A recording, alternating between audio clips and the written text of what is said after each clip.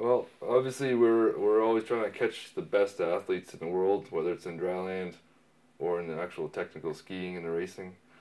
So we spend a lot of time trying to find out what the best racers are doing and seeing if we can emulate them, what they do first of all, and see how that would work with what we already do and our type of training, and try to figure out what we can do better basically to catch the best in the world. And that goes for the skiing part obviously, and training with the best skiers and trying to arrange training that's similar conditions and type of training and similar amount of runs and volume and basically the environment that we can create. And then it goes all the way back to creating that same environment, like a competitive environment in the summer training as well, whether it's in the snow or in the gym or in biking or dryland or anything that they do that we plan. We try to make it enough stress that they can improve or develop the ability to be competitive. Basically, it's been a 4-year plan for most of the athletes, trying to peak for the Sochi Olympics in February. So it means a lot of work as far as keeping them together and training together, so they can push each other every day, 5 or 6 days a week for the last 4 years basically. So having the best athletes, pushing the best athletes, and that helps the younger athletes see what they need to do to get competitive as well.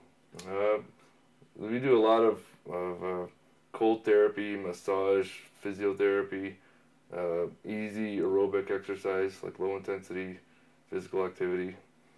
The best recovery is basically being so fit that you can handle the stress and recover faster. So if you're fit enough, you can do more work and recover faster, and then consequently do more work again more often. And that's not including the nutrition and other stuff that has a huge part as well. I think the girls that have come to Calgary to train and basically move there and become professional athletes have learned that they can push each other when they need to get stronger and fitter and work on their mental and nutritional skills and help each other become better athletes. And in the process, they've helped each other, learn how to grow up together and become a real team, even though it's an individual sport. So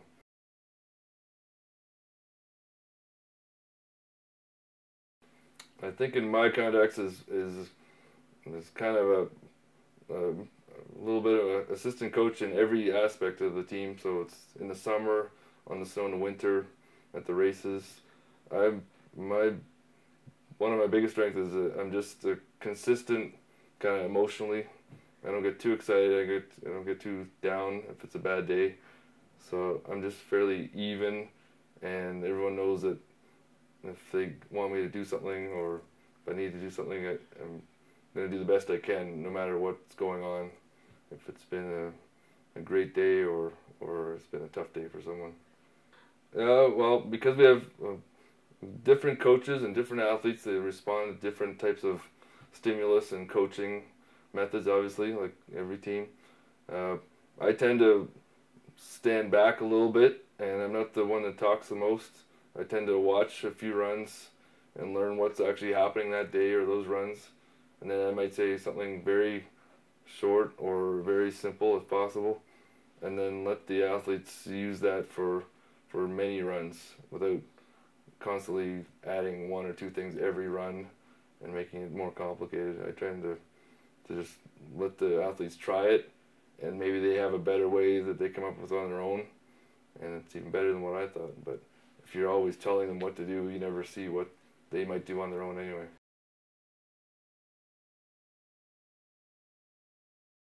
For me personally, I'm fairly quiet and basically introverted, which is, I think, is fairly rare in the national team coaching system.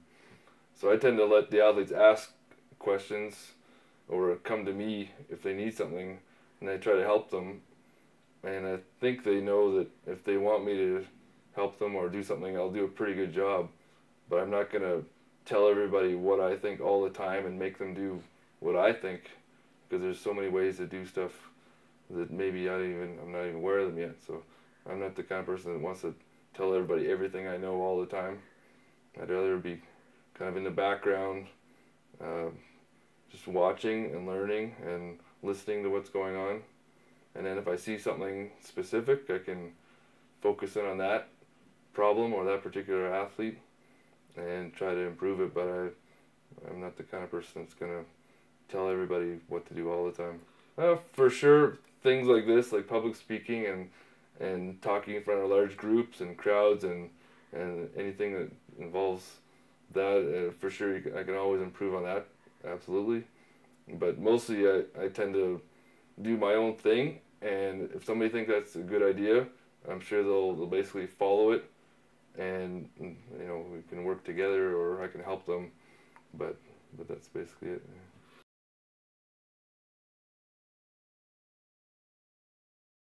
In my personal experience, I've been able to watch and work with a lot of very experienced, basically older coaches that have been around for many years. So whenever I get a chance, I try to watch more experienced coaches, which are typically coaches that have been around the World Cup or professional sports or leagues for, 10 to 20 years in some cases. And basically, every older experienced coach only does things that have been proven to work. And typically young coaches would take more risks and do a variety of different things and experiment more. But if you're with an older coach, they're not going to spend time doing things that don't work. So if you spend enough time with older coaches, whether it's skiing or strength and conditioning or any other sport that's athletic, and you follow what those experienced coaches do, you're probably not going to go wrong, because they only do things that work for a reason, because it's going to help. Mostly it's because you show up and you hang out and spend time with these people. They're not going to offer to you just because they're nice guys or girls. You have to show up and show an interest in what they're doing. And once they realize that you're serious and want to actually learn and take in what you can, most coaches are extremely open to helping younger coaches, in my experience. But you can't expect them to just give away free information. You have to show that you're going to use it in the right way, and you're actually doing something, positive, and you have a good long-term goal of improving your coaching. I think having like one-on-one type coaching scenarios where you're not trying to tell everybody everything all at once, and just have them be able to see what you do on a day-to-day basis, in a more less structured type of scenario, where they're not necessarily working, but they can see what you're doing, what you're actually saying to the athletes, and the timing of when you say it. So it's not always at the start at the radio where you might not hear very well. It's the little moments where you can ski up to someone, while they're on the lift or on the T-bar, or after skiing is over, when you're having lunch and things like that. A lot of coaches communicate much differently from other ones. I don't like to talk a whole lot on the radio, and some coaches do. A lot of coaches like to talk in between the runs while the racers are resting or getting a drink of water or something. And it's when they're more relaxed and not in the stress of thinking of the run. Jay Keddy, thank you very much for your time. No problem. Thank you very much for your